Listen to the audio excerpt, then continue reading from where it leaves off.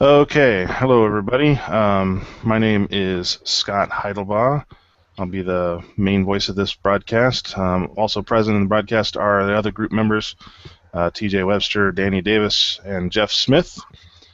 Our project is a Sudoku, the Sudoku game, which is a logic-based number placement puzzle game. So basically, the objective of the game is to fill out a 9x9 grid with numbers so that each column, each row, and each of the 3x3 squares all contain the digits from 1 through 9. So, probably familiar with that. So to get started here, in lesson 2, we created the main Sudoku class, and then we created the class called best time, which we will use in the future for storing the best puzzle solve times. So inside that main class, which is here, we created we also created the get name and display help functions, which were part of the assignment that week, I believe, where we had to do that. And so yeah, obviously get name will ask for the name of the player, which is what we're seeing right here. So I'll go ahead and put in my name. And then this puts out the show times function here, which shows our best times, which we haven't. There's no times in there because obviously nobody's played the game yet. There's also the display help.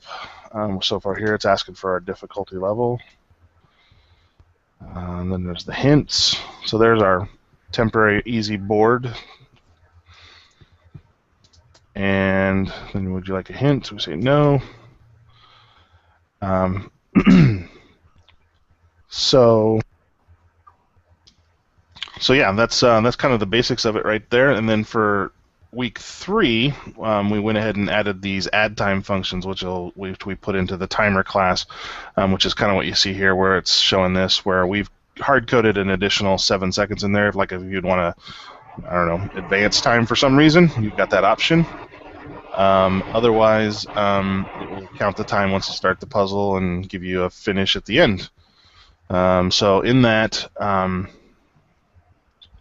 timer class, we used the integer as our data type, and for our mathematical operators, we used the increment operator and the subtraction shorthand operator. So that would meet our requirements there.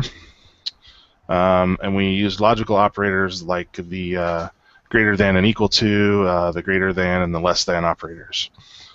Our typecast, not overly useful, but we put one in anyway to kind of meet the criteria, was we used it to convert the integer of the new seconds variable into a short, so then we could add it to the short variable of seconds. So we also added our character escapes in the timer class so that we could have the quotes around the time that you see here, and also to create it on a new line. So at this point, that's about all that it does, other than exit out when you said you want to exit out.